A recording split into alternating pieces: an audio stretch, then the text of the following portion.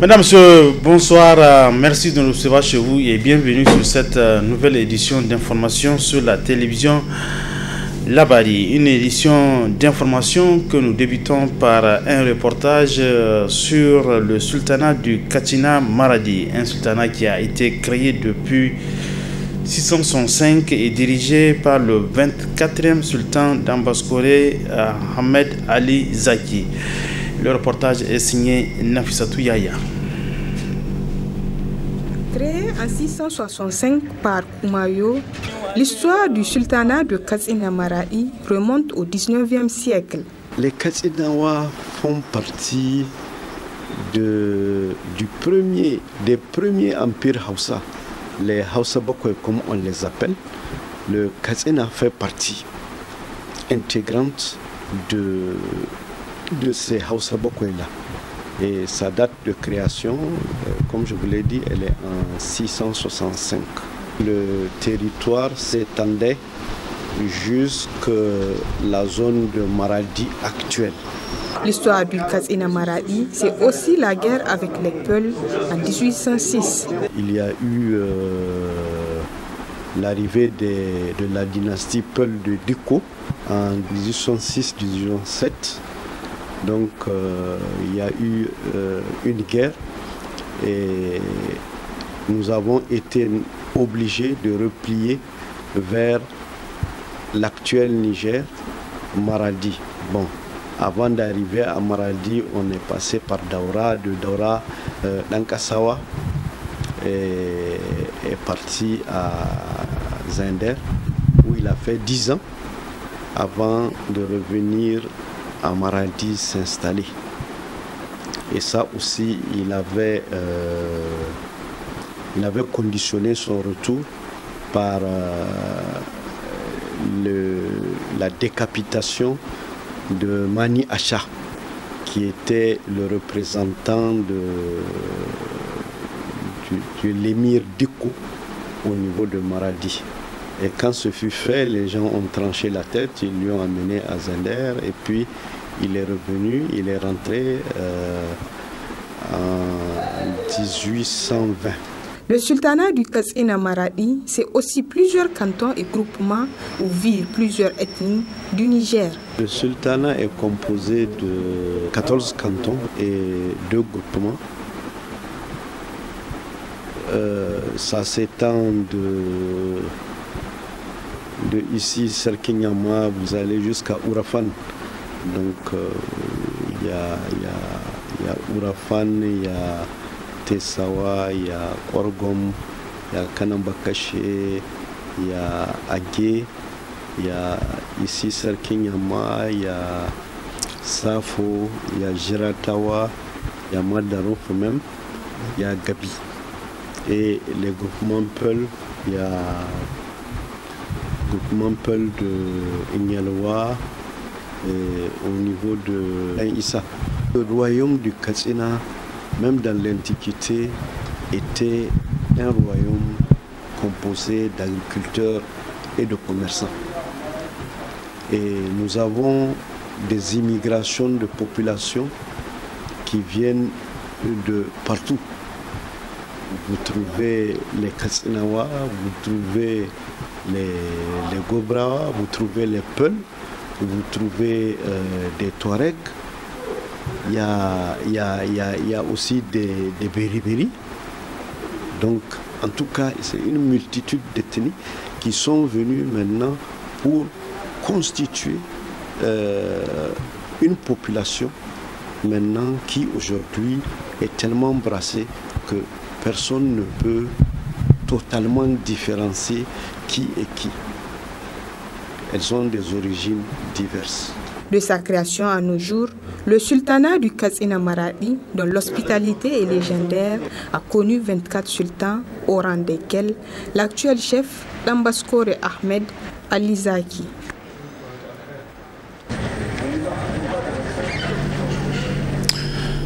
Les Nigériens ont désormais les regards orientés vers la Cour d'État et la COLDEF, deux organes de la transition qui ont pour mission de créer les conditions pour rendre justice au peuple nigérien. C'est un commentaire Hassan Saleh Mustafa.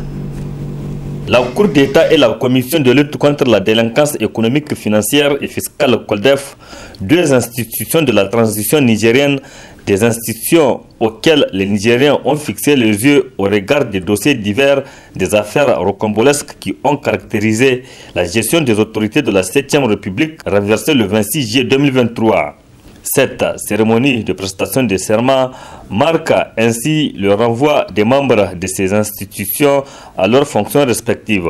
Certes, la mission n'est pas facile, une très lourde mission qu'il faille conduire dans l'intérêt de la nation. Une nation dépouillée de ses biens par un groupuscule d'individus qui se sont servis au lieu de servir la nation. D'où des groins généralisés des populations pour demander à ce que justice soit rendue au nom du peuple nigérien. Ce peuple qui, du fait de la mauvaise gestion, du détournement des biens publics, de la corruption, de l'affairisme, etc., du régime déchu, végète dans une pauvreté qui ne dit pas son nom. Ainsi, pendant plus d'une décennie, le Niger a souffert. Son peuple aussi, du simple fait de l'injustice, de la mauvaise répartition des richesses du pays. Un pays pourtant qui regorge d'énormes ressources naturelles dont le pétrole, mais qui ne profite pas aux Nigériens. Donc ces deux institutions, à savoir la Cour d'État et la COLDEF, ont de grandes responsabilités à jouer pour redonner de l'espoir aux Nigériens. La première, c'est-à-dire la Cour d'État, sa responsabilité est de rendre justice aux Nigériens en traquant toutes les anciennes personnalités qui sont impliquées dans des dossiers de malversation financière, l'enrichissement illicite, le trafic d'influence, entre autres. Et la seconde, la COLDEF a une lourde responsabilité d'investiguer sur les faits de délinquance économique, financière et fiscale, recouvrer les avoirs dus à l'État et ses démembrements, etc. Donc, cette cérémonie de prestation de serment vaut tout son pesant d'or. Vous avez posé vos mains sur le livre saint, le Coran, et juré devant des témoins que vous allez travailler dans le respect des textes de la République et en toute responsabilité. La balle est désormais dans votre camp. Le président du Conseil national pour la sauvegarde de la patrie, le général de brigade Abdourahmane Tchani, vous a renvoyé dans l'exercice de vos fonctions. Dans le mois à venir, les Nigériens vous jugeront. La suite de cette édition d'information avec ce communiqué de presse des femmes engagées pour la sauvegarde de la patrie. Il est ainsi libellé. Nous, femmes engagées pour la sauvegarde de la patrie, réunies ce jour, vendredi 17 novembre 2023, faisons la déclaration de presse dont la teneur suit. Le mardi 14 novembre 2023, nous avons appris avec une joie immense, une grande satisfaction, la reprise de la ville de Kidal par les vaillantes forces de défense et de sécurité maliennes. Il s'agit d'une prouesse qui vient une fois de plus montrer le professionnalisme de l'armée malienne, contrairement à ce qu'a voulu faire croire les ennemis du Mali et singulièrement la France au monde entier. Aujourd'hui, plus que jamais, les armées de nos pays du Sahel sont déterminées à se battre pour l'honneur et la souveraineté des peuples africains. Cette volonté s'exprime par la constante démarche de l'État malien à recouvrer l'intégralité de son territoire national et à veiller à la sécurité des personnes et de leurs biens. L'action historique du 14 novembre traduit la vision des autorités maliennes sous la conduite éclairée du président du Conseil national de transition de CNT, le colonel Assimi Goïta, et de son gouvernement, avec la détermination des forces armées nationales et du peuple malien. À travers la libération de Kidal, chers frères du Mali, vous venez de donner un signal fort à l'Afrique tout entière, qui doit désormais se décomplexer pour être le seul maître de son destin et seul responsable de ses choix. Les femmes engagées du Niger tiennent à féliciter les autorités maliennes, l'armée malienne et au-delà tout le peuple malien, et leur apportant tout leur soutien dans cette marche de libération effective du Mali et de la réhabilitation de la mémoire de ces héros, ces dignes fils. Vive la coopération entre les pays de l'AES. C'est un communiqué donc de presse daté de ce vendredi 17 novembre 2023 et il est signé pour le comité des femmes engagées pour la sauvegarde de la patrie, Madame Abdou Mariatou. Nous sommes pendant la saison de froide, une saison qui rime avec un certain nombre de maladies. Je vous propose de suivre dans ce reportage quelles sont les maladies qui sont liées à ce froid et comment s'y protéger. Et c'est un reportage signé Sakinatou Abdou Gazibo. La saison froide s'annonce au Niger, une période au cours de laquelle plusieurs maladies sont signalées. Des maladies qui constituent des véritables problèmes de santé pour les populations. La période froide, surtout accompagnée avec le vent, est une période qui est l'apanage des maladies, surtout respiratoires. Ça peut aller du simple rhume jusqu'aux maladies respiratoires avec des surinfections. Les sinusites, ce n'est pas lié seulement au froid. Ça peut aller du simple rhume au bronchite, comme vous l'appelez. C'est ce que nous englobons sous le thème de maladies respiratoires, qui peut aller jusqu'aux pneumopathies avec des germes spécifiques ou bien avec des germes banaux. L'essentiel ici, c'est de rappeler que c'est lié à ce moment de froid et de vent. Donc, c'est, comme je l'ai dit, l'apanage de ces maladies. Les maladies liées au froid, il y en a beaucoup. Il y a beaucoup surtout qui sont liées à ce qu'on appelle la cryo, c'est-à-dire liée à la vasoconstriction engendrée par le froid. D'où la nécessité de passer les pommades parce que plus la fraîcheur traverse le corps, plus ça va agir au niveau des vaisseaux sanguins, plus ça va causer ce qu'on appelle une vasoconstriction qui peut avoir plusieurs conséquences dans l'organisme des êtres humains. Mais pour le moment, en tout cas, on se limite surtout à l'axe respiratoire, d'où on a préconisé vraiment la protection des personnes les plus vulnérables, à savoir les jeunes enfants et les vieillards. Pour se mettre à l'abri de ces maladies, il y a des précautions à prendre selon le médecin. La nécessité aujourd'hui de rappeler les mesures à suivre pour d'abord protéger surtout les enfants et les vieillards qui sont des terrains vulnérables par la couverture.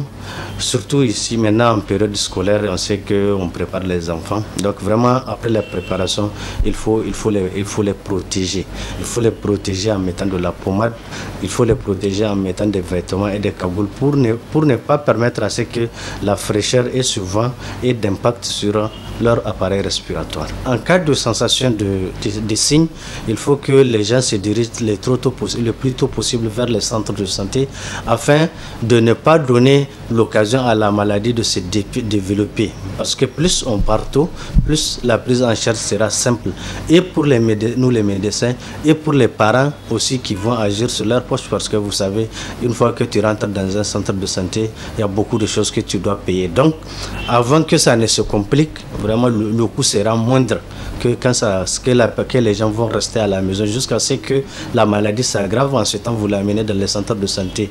De un, vous apportez beaucoup de travail au centre, aux jeunes, et de deux, vous aussi, vous allez beaucoup dépenser. Donc, on dit vaut mieux prévenir que guérir. C'est pourquoi on vous demande les mesures de prévention et aussi d'aller vite vers les centres de santé. Pendant cette période, il est préférable pour la population de prendre en compte les mesures adéquates afin de se protéger contre ces maladies saisonnières. Du sport dans cette édition d'information, le MENA national se trouve depuis quelques jours du côté de Marrakech, au Maroc. Un déplacement qui s'inscrit dans le cadre des éliminatoires de la Coupe du Monde 2026, zone Afrique. Première sortie du MENA national demain samedi 18 novembre 2023 au Grand Stade de Marrakech contre la Tanzanie à partir de 17h heure de Niamey. Zakariaou Ibrahim, entraîneur sélectionneur national adjoint du MENA national, au cours d'une conférence de presse d'avant-match qui a eu lieu cet après-midi. On l'écoute. C'est très simple, les objectifs sont simples, il faut gagner. C'est des matchs certes difficiles au départ, mais tout se joue sur le terrain. Donc nous avons conditionné ces joueurs-là pour aller, n'est-ce pas, prendre ces 6 points. Tout est possible. C'est vrai, nous jouons au Maroc, nous ne sommes pas sous nos propres installations. C'est lui aussi de nous justement de remercier la Fédération marocaine qui depuis un certain temps nous permet, n'est-ce pas, de jouer le match, n'est-ce pas, sur 2 installations. Donc en tout cas c'est 2 matchs difficiles, certes, mais c'est possible de les gagner. Il faut juste, n'est-ce pas, que les gens soient beaucoup plus concentrés. L'état d'esprit en tout cas qu'ils affichent depuis un certain temps, depuis en tout cas la dernière fenêtre FIFA, laisse à croire que vraiment nous pouvons réaliser, n'est-ce pas, de bonnes performances ensemble, Inch'Allah. Nous avons beaucoup de cadres qui ont répondu à l'appel, malgré que effectivement certains cadres jusqu'à présent n'ont pas pu, depuis la dernière fenêtre FIFA, n'ont pas pu quand même rejoindre l'équipe nationale, à savoir Sosa et le capitaine Soufoumo Kibale. Néanmoins, comme on dit, le Nordais ne fait pas le printemps. Ceux qui sont là sont prêts vraiment à défendre le couleur national. Et j'ose espérer en tout cas demain qu'ils seront dans des conditions optimales, en tout cas pour débuter le match et le finir vraiment très bien. Un appel à lancer à tous les Nigériens. Vraiment, aujourd'hui, c'est vendredi, c'est un jour saint. Nous sommes des musulmans, et donc nous demandons à tous, n'est-ce pas, nos frères et sœurs nigériens de beaucoup prier pour nous, pour nous faire les doigts, pour que vraiment le Niger, n'est-ce pas, gagne ces deux matchs. Et ça va être une fierté nationale, et aussi ça va faire beaucoup de plaisir, et ça va apporter un bon cœur, n'est-ce pas, tous les Nigériens, sachant bien que les derniers temps nous avons traversé une période très très difficile. Zakaria Ibrahim, sélectionneur adjoint du MENA national, c'était cet après-midi du côté de Marrakech à l'occasion de la conférence de presse d'avant-match de cette rencontre qui va avoir lieu demain, Inch'Allah, le Niger face à la Tanzanie dans le cadre de la première journée des éliminatoires de la Coupe du Monde 2026. Bonne chance donc à notre 11 national, le MENA. La Super League 2023-2024 débutera ce dimanche 19 novembre sur plusieurs stades de notre pays. Comme vous le savez, la FENIFOOT est en train de créer toutes les conditions pour que cette compétition se déroule dans les conditions les plus optimales. Hier déjà, une convention de partenariat a été signée entre la FENIFOOT et la compagnie de transport Nisa Transport Voyageurs, qui est désormais le sponsor officiel, le transporteur officiel plutôt de la FENIFOOT, de toutes les compétitions de la FENIFOOT. Cette cérémonie de ce 16 novembre 2023 vise deux objectifs.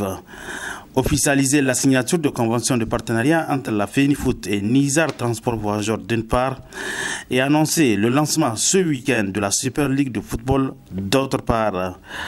S'agissant de la première cérémonie, elle a été marquée par la signature du document de l'alliance entre la FENIFOOT et Nizar Transport Voyageurs. Pourquoi Nizar? Nizar nous a fait une proposition extraordinaire. Nizar dispose des bus de 64 places. Nizar dispose des bus de 30 places et Nizar dispose également des minibus NIAS de 14 places officielles. Nizar a accepté dans le protocole de couvrir le championnat national de Super League avec 17 équipes en aller-retour. Nizar a accepté de couvrir le championnat de Ligue nationale, deux poules de 10 équipes sur toute la saison en aller-retour. Nizar a accepté de couvrir le championnat national de football féminin et sur l'étendue du territoire national. Et Nizar a en plus accepté de couvrir le regroupement des phases finales des ligues régionales, le transport des équipes en aller-retour. Nizar, en plus de tout cela, a accepté toutes les équipes de l'intérieur du pays, à leur arrivée à Niamey, de les transporter jusque sur leur lieu d'hébergement. Désormais transporteur officiel du football nigérien, Nizar Transport Voyageurs, à travers sa directrice générale, a remercié la FENIFOOT pour la confiance placée à sa compagnie. Cette alliance représente un engagement fort de notre part, ouvrant la voie à une coopération fructueuse entre nos entreprises et l'univers passionnant de football nigérien. La FENIFOOT, en tant que fêtière de football national, incarne les valeurs de détermination, de travail d'équipe et d'inclusion. Nous sommes honorés de nous associer à une organisation aussi prestigieuse et de soutenir son engagement envers l'amélioration constante du football nigérien. Notre partenariat vise à promouvoir le talent local, à encourager la participation communautaire, à faciliter l'accès au sport. Nizar Transport s'engage à soutenir divers programmes de la FENIFOOT, y compris les initiatives de développement de jeunes talents, des événements communautaires et des projets visant à renforcer les infrastructures sportives. S'agissant de la Super League, le président en charge des compétitions et celui de la communication ont expliqué les innovations apportées au lancement de la saison 2023-2024. Comme vous le savez, lors de l'Assemblée générale de la FENIFOOT, passée tenue ici même à l'hôtel Noum le 2 septembre, il y a une résolution qui a été prise par l'Assemblée générale qui ramenait le nombre de clubs en Super League à 17. Donc ça a été acté. Donc cette saison, nous aurons 17 clubs en Super League. Donc ça veut dire que nous aurons chaque journée 8 journées et une équipe serait au repos. Donc c'est